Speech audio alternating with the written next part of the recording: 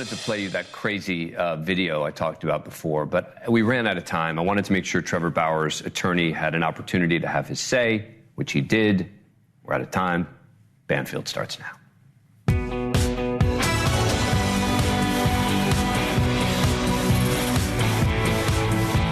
Hi, everybody, and welcome to Thursday, which I like to call Friday Eve. I hope you've had a great week because it's been a busy one, and it continues to be so. Big exclusive for you tonight. I know you've been following the Oklahoma murdered moms because this mystery has been just so jaw-dropping. Every single time we think we've got it figured out, something else just comes along and whacks us in the back of the head. Today, that happened. Because one of the things we couldn't figure out is what did these alleged murderers do with these two women? What did they do after they killed them? The court documents say they were buried on a property, but that was it. You know, very little. The earth was moved, put back in, hay spread. But up until now, we really haven't known much. But Brian Enton now knows everything. Brian Enton found the exact spot. And Brian Enton is going to show us the exact spot where these women were buried surreptitiously.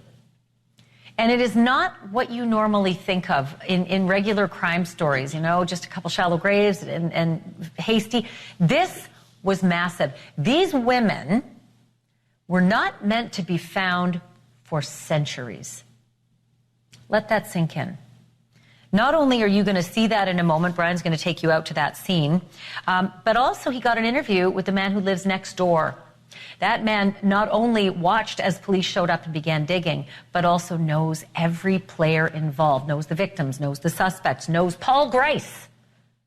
Paul Grice, listed all through the affidavit as being part of the plot, not arrested, famous. Okay, we're going to do all that tonight. Also, Karen Reed, day 3.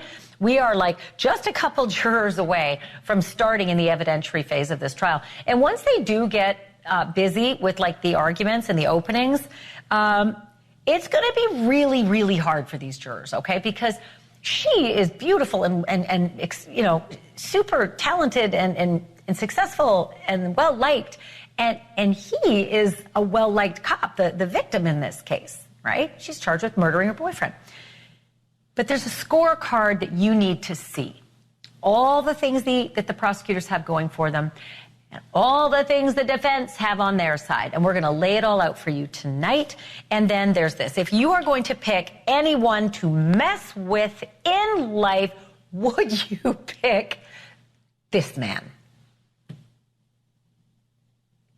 Yeah. You're not stupid. Yes. You're from the back streets. Okay, yeah? sure. You got a pair of look at me, use them. Yeah, I would go nowhere near Gordon Ramsay. I know what's good for me, but some squatters in London, no, they decided to go head-to-head with that guy. And guess what? We have some resolution tonight. If you love delicious endings, I've got the delicious ending for you, as in squatters who find their final fate, Gordon Ramsay style. All that is coming up, so don't go anywhere. Let's start here, though. I am guessing that before we started covering the mysterious disappearance of Veronica Butler and Jillian Kelly, you had maybe never heard of Texas County, Oklahoma. I know that I hadn't, and that is just the way the folks there like it. Texas County isn't nowhere, but it is out of the way. And the folks there stick to themselves, and they don't cotton to outsiders coming in and asking questions. Secrets, and from what I can tell, there are plenty of secrets, those get buried, and they stay buried, but not this time. This time, a colossal secret was unearthed, literally, and a slew of other secrets came out with it when Veronica and Jillian's bodies were discovered last weekend. We also learned about an anti-government, quasi-religious, under-the-radar group called the God's Misfits who may have been involved. And all 4 of the suspects in this double ambush murder are members of God's Misfits. That black box on the end there, that's the 5th member. Now, he is named in all the court documents, and he is tied to the alleged plot, but either he is not a suspect for reasons unclear to me, or just hasn't been arrested yet. And while that remains a mystery, the burial site where those 2 innocent victims were secretly hidden, that is no longer a mystery tonight. Because for the first time, we're getting an up-close and personal look at the very spot where Veronica and Jillian were dumped and covered over with dirt and hay. 2 weeks later, they were exhumed. We also have an exclusive interview with a neighbor who was on the adjoining property when the authorities showed up and began to dig and dig and dig. NewsNation's senior national correspondent Brian Enton is our news gathering machine in Oklahoma, and he joins me now live. Brian, look, you and I cover a lot of cases of murder, and you and I often share the same kind of scripting, and that is a shallow grave was discovered with the victims buried. That is so far the opposite of what you've discovered. Take me there. Yeah, there was nothing shallow about this grave, Ashleigh. It was deep. It was 10 feet beneath the surface. The women were found 10 feet beneath the surface. Remember, these are farmers. The suspects are farmers. Tad Cullum especially, used to working with heavy equipment, used to digging. They've got the equipment ready to go, and that was apparent with the way that these victims were buried, 10 feet beneath the ground, Ashleigh. So tell me about the property, the gravesite, how far away it is from the road, how remote, would anyone have ever seen it? Just walk me through everything you discovered. It's very, very remote. It's almost shocking that police were able to find it. You know, they were able to use pings from the burner phones, thankfully, to find the area. But it's remote. This is exclusive video you're looking at. If you look closely, it's kind of blurry, but that's when investigators were out there and they started digging in the distance there. It's about 8.5 miles from where the missing mom's car was left. You go down a long paved road. You turn off the paved road onto a gravel road for about probably 2 miles or so. And then behind a farmhouse, there's a dam, and there's there's a pond, and then there's a lower area with soil, and that is where the bodies were discovered, again, 10 feet beneath the ground. We were out there. We went out there last night. We got the opportunity finally to go out there, and this is what we found, Ashleigh. It's dark out here, so bear with me, but this is the area where the missing women were found. This is the spot. You remember in the police report they mentioned a dam. This right here, this buildup of dirt, this is the dam. There's a pond on the other side, and if you walk with me this way, just about 50 feet or so, maybe a little more from the dam, you can see where the earth is disturbed, where the tractors were out here. This is where investigators came. They dug right in this area, went down about 10 feet, I'm told, and this is where they discovered the missing mom's bodies. If you look in the distance there, you can see there is a pile of hay back there. I am told by sources that hay was moved over the area where the digging happened, that Tad, the suspect Tad, moved that hay over here to cover up the area where he was digging, hoping that the cows, this is there's a cow farm here, that the cows would come over, this is a ranch, and start feeding on the hay and make the area look less suspicious. But still, investigators were led to this spot, and again, this is the area right here where they started digging and they found the bodies. Remote area, Ashleigh, very, very difficult to get to. Again, you go down the dirt road, and then you have to walk all the way out there. There's really not much out here at all in any of these areas in western Oklahoma, but cattle land and ranches and windmills, by the way. If you see the blinking red lights behind me, if you're wondering what those are the windmills. At night, they have these blinking red lights on them. I almost thought it was an airport at first, so nothing out here but windmills and cows, Ashleigh. So tell me about the adjoining property to the property where the graves were dug. The neighbor who lives adjacent actually saw what was going on, saw the police showing up with the backhoes. Tell me a little bit about the neighbor.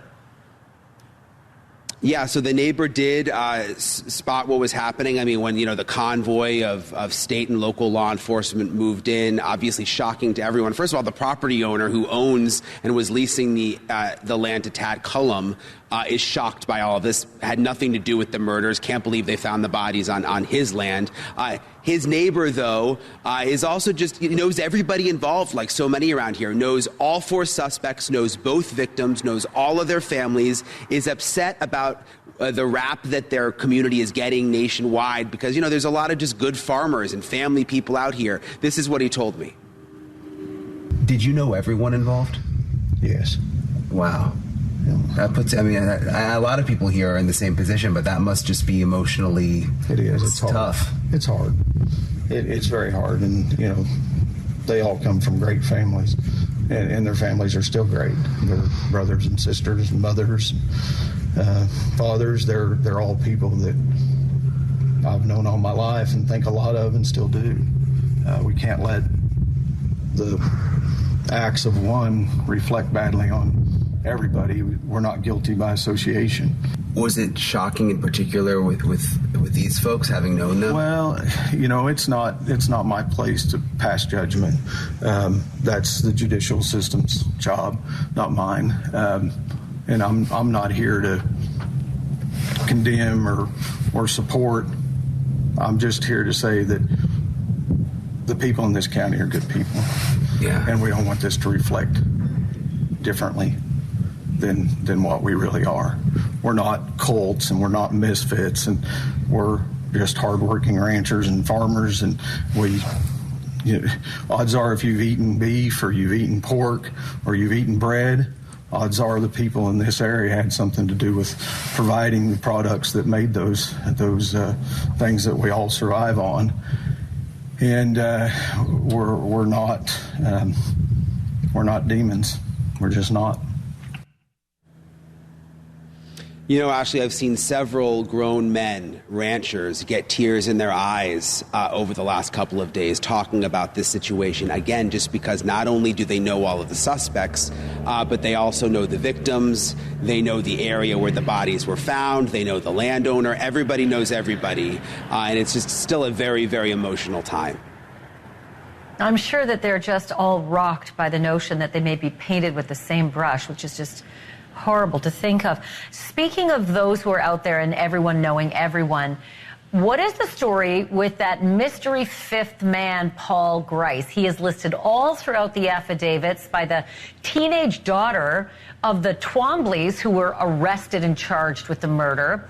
She says that Paul Grice was present for the planning. Paul Grice was allegedly there for the killings. But Paul Grice is nowhere to be seen and hasn't been arrested. Did that neighbor know him or know anything about him? He does. He knows him, and he knows him well. He is actually Paul Grice's landlord. He's his landlord, Ashleigh, and he was his employer at one time. So he knows him well. We heard from several sources, and this is new, that Paul Grice was called in.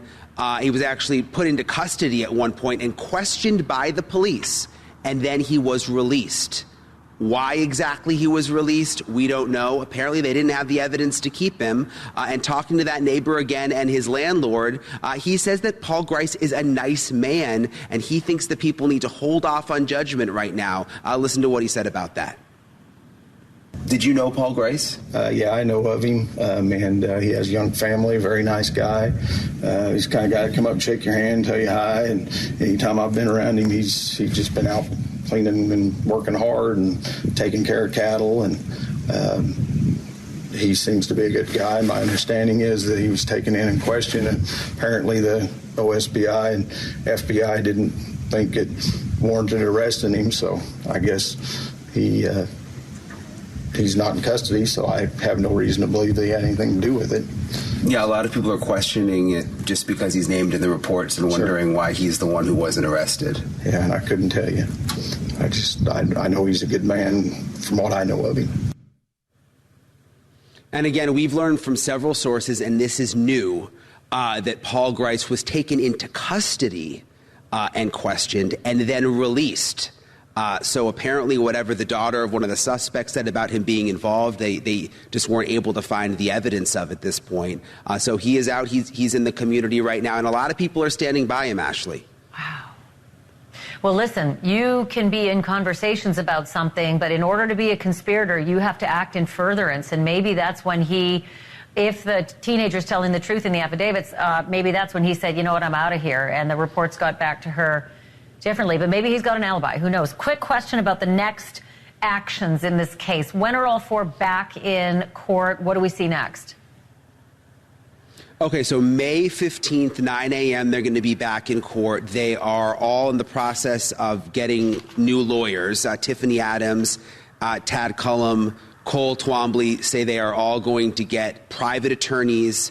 Cora Twombly was the only one at the hearing who said she was going to want a public defender, which is kind of interesting considering Cole Twombly is getting a private attorney. But again, let's not forget, some of these folks have a lot of money, especially Tiffany Adams and Tad Cullum. They've got the resources to pretty much get whatever lawyer they want, from what we're told. They own thousands of acres of land. Tad Cullum in particular, Ashleigh, I'm hearing over and over again, is particularly wealthy. So it's going to be interesting to see what legal teams show up because they didn't have lawyers at the first hearing. And so who's gonna be the lawyer come May 15th? That's going to be really interesting because they've got the money. Yeah, and whether their defense is going to be he did it, she did it, she did it, he did it. That's always fascinating. Yes, are too. they going to turn on each other? Yeah, that's such a good point. Right, yeah. right. That's usually what happens in these cases. So, so much to look at. Thank you, Brian. Such incredible work down there this week. I so appreciate it. Thank you so much, Brian Enton, doing the work for us tonight. Take care. Thanks, Ash. Okay, so one thing I want to do is update you something on a story we brought you yesterday. The family of one of the murdered University of Idaho students is tonight responding to that so-called alibi that Brian Kohberger delivered to the courts. In a filing late last night, his lawyer claims Kohberger was out driving by himself in the middle of the night with his phone turned off at the exact same time of the murders, quote, as he often did, to hike and run and or see the moon and stars. Today, in response, the family of Kaylee Gonzalez released this statement, and I'll read in part for you. We have been waiting on this information, and it has finally arrived. Now that it is here, we feel even more confident in the prosecution of the defendant. It also is in direct conflict with the probable cause affidavit that states that the defendant's phone was turned off between 2:47 a.m. and 4:48 a.m. So if the defendant was driving around and there is cell phone information that he was in a different place, it would be either before or after the times of the murders. Hence, not really an alibi. Brian Kohberger is due back in court May 14th for a change of venue motion. The judge says he's going to set a trial date after he decides where that trial is going to take place. And coming up, the evidence against Karen Reed on trial for the death of her police officer boyfriend in Massachusetts.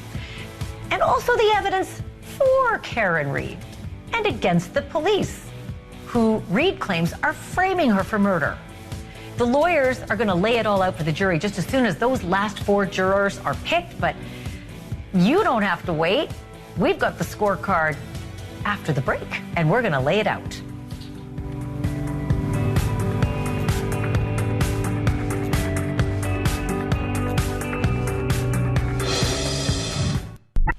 I know you've heard of the scales of justice, but if you've ever sat in on a criminal trial, be it a murder trial or even like fraud, you know that balance isn't exactly how it works in there.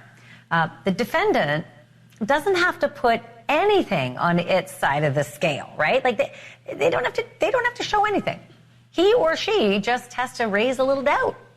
Well, actually a little more than a little, reasonable doubt. And if the prosecution has actually proved its case, that's all the defense has to do. They don't have to measure for measure, go with, up against the prosecution. But every so often, a trial comes along where the scale actually might balance out or even tip towards the defense. And one such trial is underway right now in New England. Karen Reed is charged with murdering her boyfriend, a Boston police officer named John O'Keefe. And the prosecutors say she backed over him with her SUV and then left him to die in a snowbank in the front yard in the middle of the night of that house where a party was going on. They've got to get just 4 more jurors seated before the arguments get underway. And are those jurors ever in for a workout? Karen Reed and her vocal defenders don't just claim that she's innocent. They claim that she is being framed by the authorities. And for every scrap of prosecution evidence, they say there is more than enough to counter it.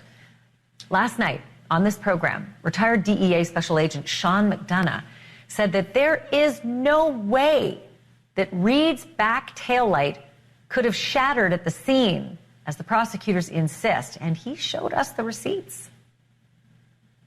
Dealerships, they told me not only do they have, it's a polycarbonate plastic, one of the hardest plastics you can have.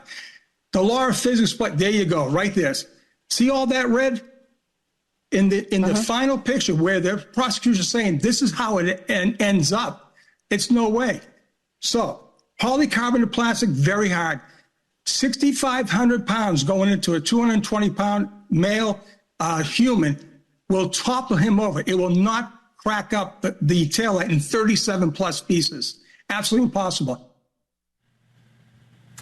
For her part, Karen Reed appears pretty encouraged, to say the least, by all those supporters who gather every day outside the courthouse with the signs that read, "Free Karen Reed," and the T-shirts that say the same thing. But they are not the ones who will convict her or acquit her. And it won't come down to her movie star looks and her $1 million smiles either. It's going to come down to the evidence for and against her. And to break that evidence down, I want to bring in Dana Kennedy. She is an investigative reporter for the New York Post, and she knows this case, I think, better than anybody. So let's do a scorecard, because I think it's helpful when you see what the prosecutors have and what the defense attorneys have. Dana, let's start with the prosecution. And let's pop this up on the screen here. It's kind of tricky to read, but, the prosecution has that, Reed and O'Keefe had a strained relationship, and there are texts and voicemails to prove it. The witnesses say that Reed mentioned a cracked taillight, and that she asked if she'd hit O'Keefe, but Reed says she remembers nothing. The forensic toxicologist says that Reed's blood alcohol level was 2 to 3 times the legal limit. The first responders heard Reed say, I hit him. But Reed says, she said, did I hit him? And the police say they found broken cocktail glass and Reed's shattered taillight pieces at the scene. So let's start with the strained relationship business. Like, what did they have on her to suggest that she had a strained relationship with the man she's being accused of murdering? Well, unfortunately for her, Ashleigh, they not only have texts and voicemails from that early morning in question when O'Keefe died, but they also, I believe, have some information from multiple witnesses that they had a pretty fraught relationship. I believe that John O'Keefe's niece, who was with them on a trip to Aruba over New Year's, spoke about how they fought. There was some issue in Aruba that possibly John O'Keefe had cheated on her, or that she thought he cheated on her. There was some trouble there. It sounds like they had a tumultuous relationship, which obviously is going to be played by the hilt by the prosecution. What about the voicemail that they got? Was there something nasty that she had said to him in a voicemail? Yeah, I think there was more than one. I mean, she was very upset the morning that she realized he hadn't come home from this party house, and called him like several times, and wasn't too pleasant to him on the phone. Huh. So I've got something here that says, you are an effing loser, I hate you, the night of the death. But that's never good. But look, people fight all the time and say all sorts of things, Especially when they've been drinking. All right. The alcohol is a big part of this whole story. And apparently there was a ton of that. So let's also talk about the witnesses, because the prosecution's relying on a lot of witnesses. O'Keefe's friend, Jennifer McCabe, who was out drinking, all three of them together that night, said that they went looking, all three of them Karen Reed and this friend, Jennifer McCabe, went looking for the dead man. And yes. Reed said she drank so much she doesn't remember anything. What does McCabe say about that search? Well, McCabe is a wild card here. She's the sister of Brian Albert, who is the guy that owned the house where the defense says O'Keefe was murdered. And Jennifer McCabe is the only one that really knew O'Keefe. He didn't know these people in that house very much. But she, I believe, in talking to the cops, has painted a picture of Karen being fairly guilty. Okay, let's move on to the taillight. The prosecution says all sorts of pieces of Karen Reed's taillight were scattered at the scene. Defense says they were planted and they've got the receipts. You know, it's been called the taillight murder. Ashleigh, I know you had Sean McDonough last night, who knows more than anybody on this, but the bottom line is there is Ring video showing a basically intact taillight after the murder. And then after the cops took it to basically seized her car, all of a sudden it's a smashed taillight and many pieces of it are found on the snowy lawn. And that's really going to be a big part of this investigation. Okay, let's go to the defense scorecard now. It's on the other side. If we can flash that up in the studio, I'm going to basically list out what they say they've got. A doorbell cam shows that Reed's taillight was intact well after the murder. O'Keefe's injuries look more like a fight and dog bites than being hit by an SUV. The homeowner gave away the big dog, coincidentally, and also redid his basement floor and then sold the home. And a forensic expert says that a partygoer Googled the phrase, and it's a little mispronounced, but it looks like "how long to die in the cold" before the defendant Reed even knew that O'Keefe was missing. So let's start with the dog fight, or the dog bites and the fight. Like, what's the evidence on O'Keefe's body, and particularly in his head, that's very troublesome, that the prosecution's going to have to get over? Actually, all the injuries were like basically from the neck up, which is odd if he was hit with this huge SUV. There was a gash in the back of his head, and there were all these, and there were 2 swollen black eyes, and there were these bizarre looking marks on his arm that many people think are dog bites. The dog in question, a German Shepherd named Chloe, was rehomed. She's thought to be in Vermont. We don't know why. Interesting. I don't know who rehomes their dogs. I would never do such a thing. And also that same homeowner ripped up the basement floor conveniently and then also sold the home. But then there's this whole business of Googling. Somebody Googled how long to die in the cold. Who did that and when? That was Jennifer Cabe, who we just spoke about, who is Brian Albert's sister-in-law. Again, Brian Albert, the 60-year-old veteran Boston police officer who owned the house where this, alleged frame-up murder happened. She's the one that Karen Reed called because she was really the only person that Karen Reed knew out of this whole group. And she's the one that the defense says Googled this at 2:27 in the morning. The prosecution said no, the Googling happened after 6 o'clock in the morning when Karen Reed asked her to do the Googling. That should be easy to prove when you get some computer forensics experts up on the stand. Dana Kennedy, I know there's a whole bunch more to come. We're not even at evidence yet, so thank you for this. Thanks, Josh. Still to come, a day to remember in Chad Daybell's murder trial in Idaho, at least if you're Chad Daybell. Doomsday cult dad looked like a brand new man when a woman from his past walked into court and took the stand. We'll tell you who it was and why Chad lit up. Next.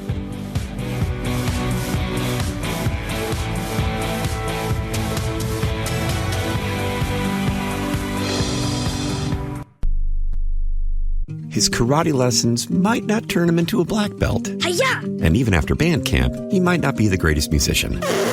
But with the 3% annual percentage yield you can earn on a PenFed premium online savings account, your goal of supporting his dreams... Thanks for everything, Mom and Dad. ...will always be worth it.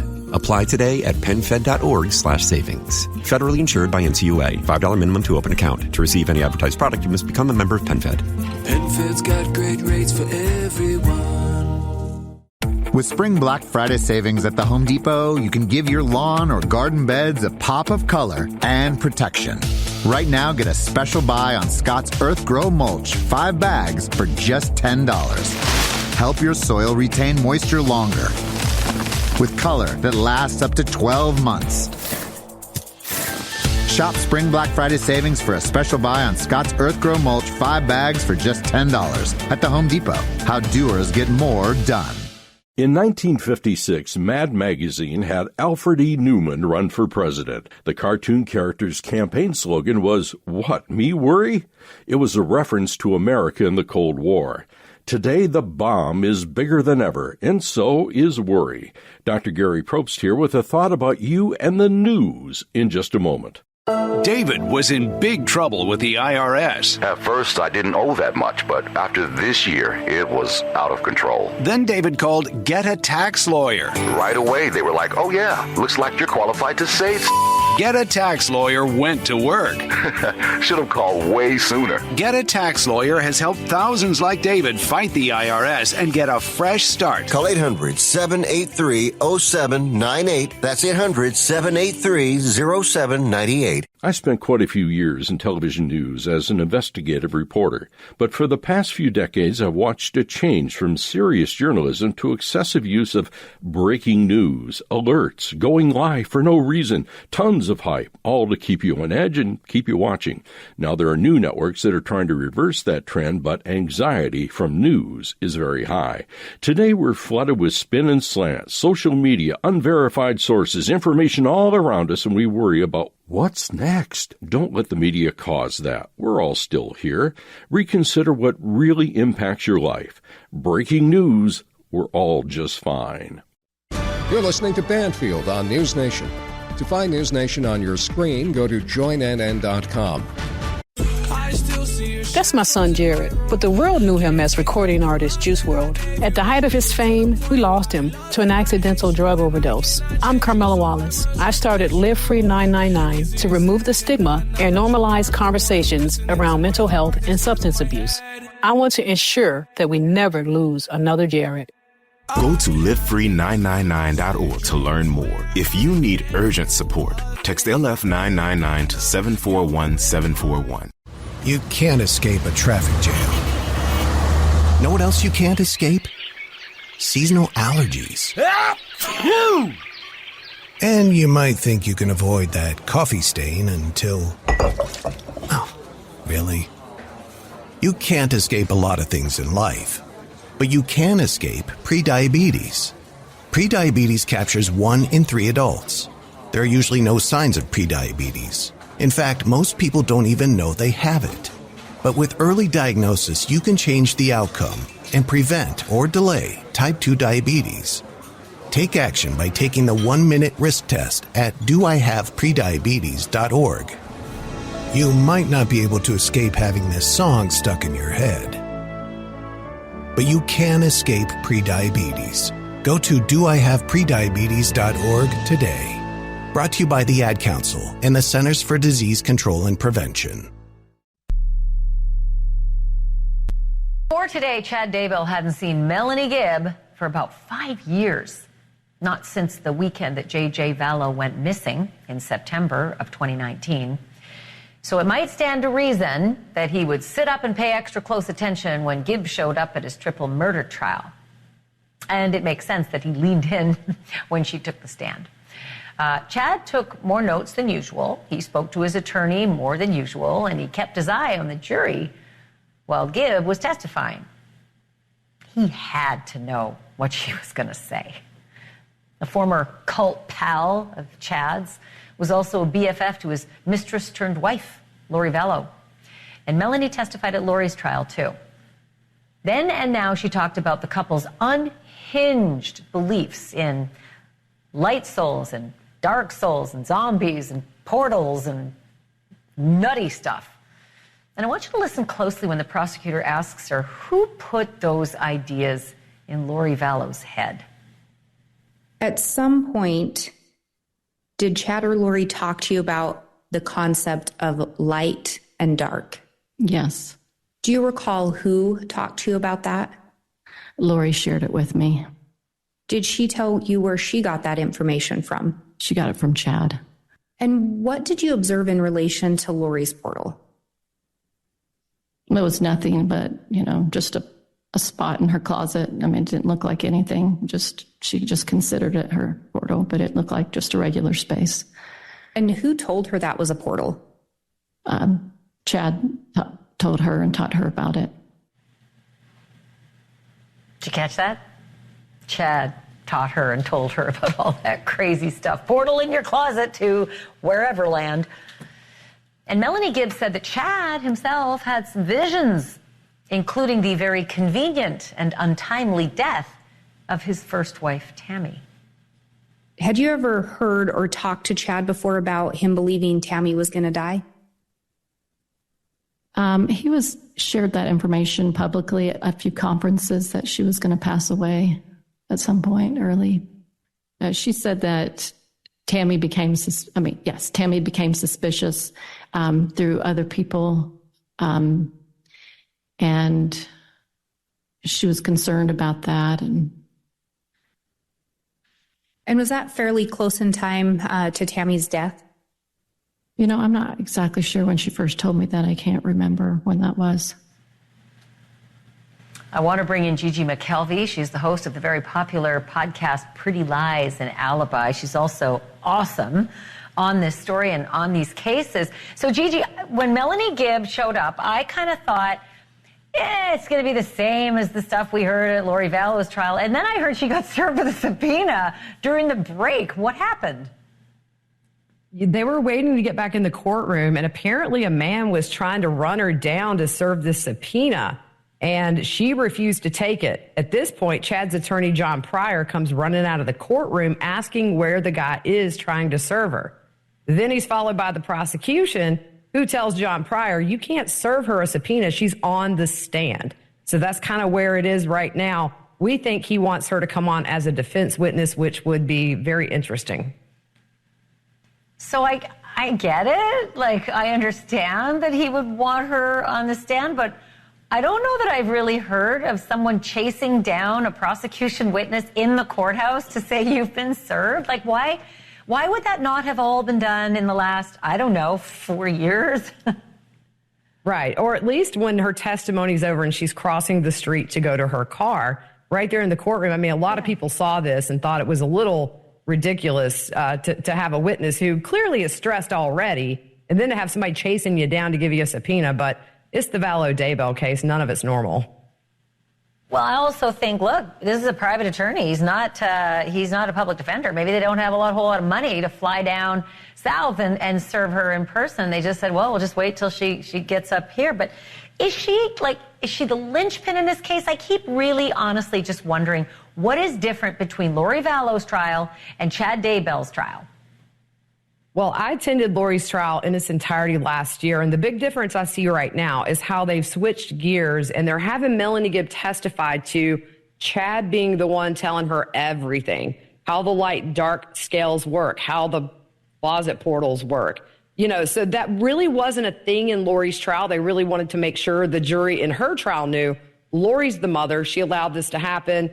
With Chad, they're trying to make him sort of the religious mastermind behind the beliefs they had, which ultimately was part of the reason 4 people were murdered. Sounds like they're deciding that, they're trying to make the jury realize that if Chad decided your number was up, your number was up. And there you have it. Hey, so keep your eye on this for us and come back and talk to us again. I always love talking to you. Thanks, Gigi. Will do. Thanks, Ashleigh. All right, and check out Pretty Lies and Alibis, the podcast. It's terrific, as is Gigi. Coming up, there are some people you can screw with, and there are other people you really shouldn't screw with. And Chef Gordon Ramsay, definitely in the second column. Can we not cook a burger to order? Yes, chef. Then do it! It's hard to believe that anybody thought that they could get away with squatting in a building that's owned by the angriest celebrity chef in the world. Do you want to know what happened to the folks who thought they could get away with it? You're about to find out. And let's just say the squatters got a good swift kick in the rhymes with grass. Next.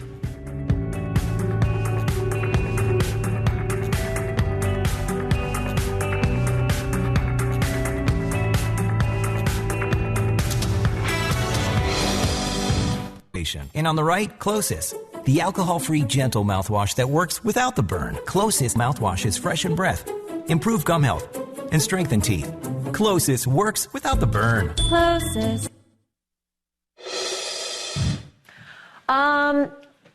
Was thinking through the break, who is the last person in the world I would want to cross? And it's a super easy answer. It is Chef Gordon Ramsay.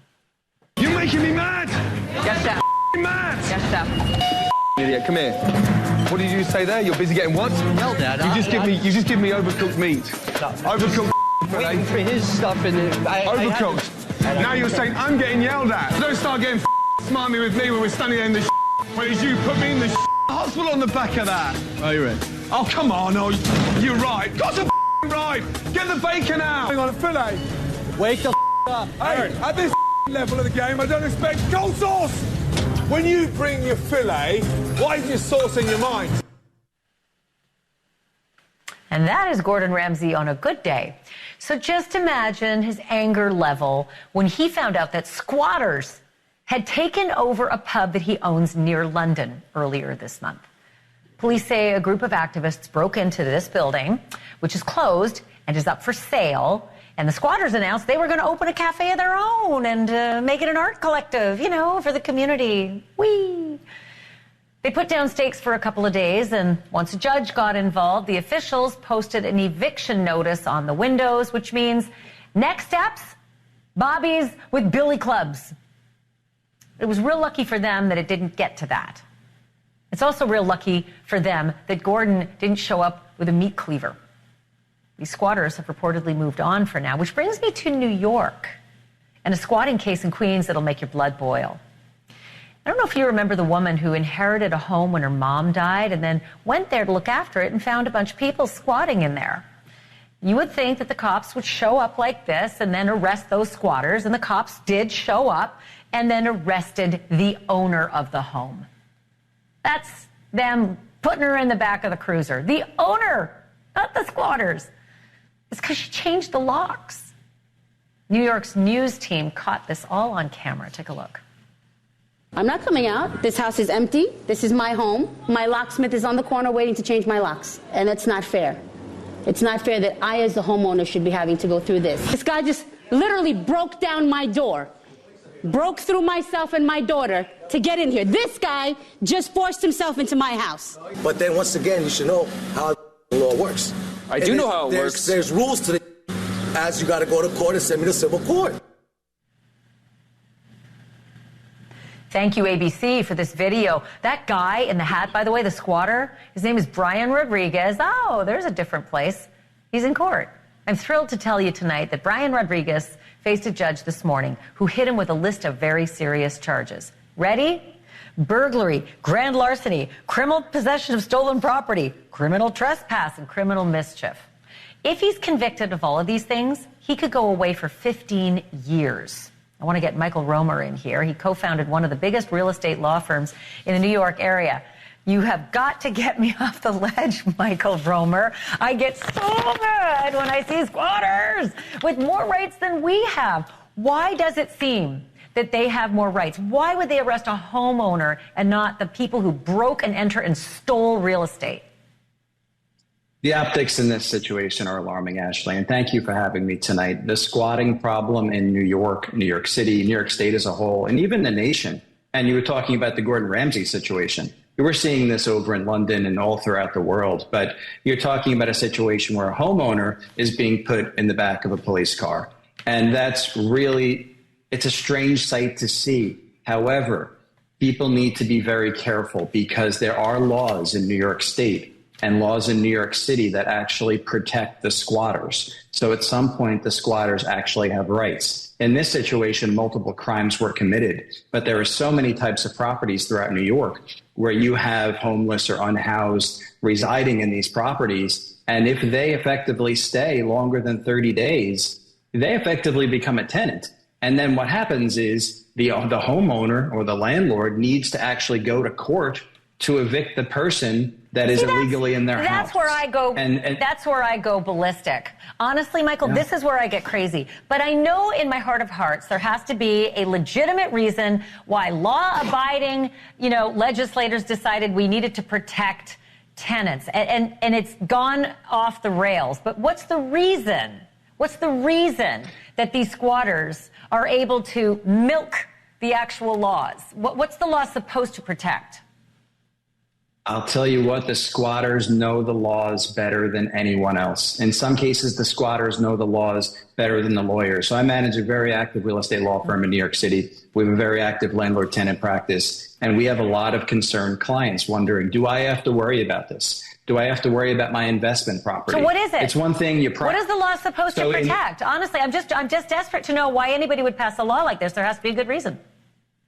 Well, I'll tell you one thing. The state is working right now, even in the last few weeks, to amend these laws to actually give the homeowners more rights, because people, squatters in particular, found loopholes here. And what they're actually fighting to become is treated as tenants. And they know in a city like New York, it takes a long time to evict a tenant, and they could effectively stay in the property for months. So the quicker that the squatter is identified and the quicker the squatter is put on notice, the easier it is to get them out. The longer they're there, the harder it is to get them out, because New York City is one of the most tenant-friendly jurisdictions. I was going to say the good people in Albany, in the capital, I assume that they were trying to protect tenants who had mean landlords who wanted to turf them out on their butts, and they needed some protections, and that's what the squatters are taking advantage of. We'll have to have you back. I'm fresh out of time. Michael Romer, thanks for being on. Appreciate it. Thanks for having me, Ashleigh. All right, coming up next, have I got a deal for you? A sweet used car. Mint condition, 1993 Ford Bronco. White paint job, very low miles. And if it looks familiar, you've got a good eye. This is where you've seen it before. O.J. Simpson was in the back seat when his friend Al Cowling led police on a tour of L.A. back in 1994. Yes, it is the famous O.J. Bronco from the police chase, and it's about to go up for sale.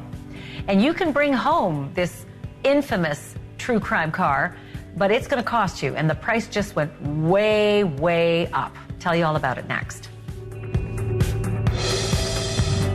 June 1994, TV station in Calgary, Alberta, Canada. I'm 26 years old, and I'm standing around the bank of TV monitors with all my colleagues, and we can't believe our eyes because this is happening.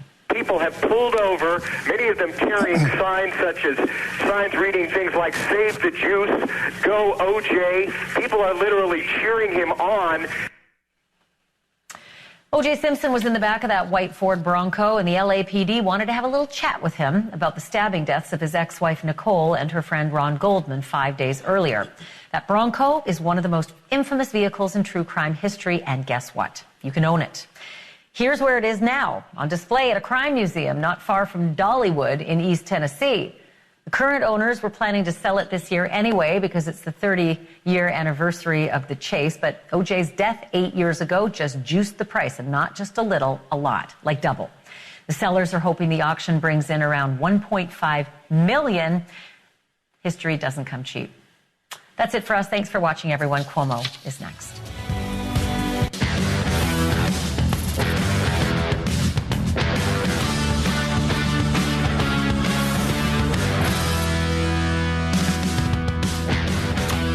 So, I need you to help me figure out a mystery, okay? I spent several hours today figuring out how to communicate something to you guys that I think is probably in a lot of people's minds. And then it just disappeared when I was writing it. And it makes me wonder, maybe I shouldn't have said it.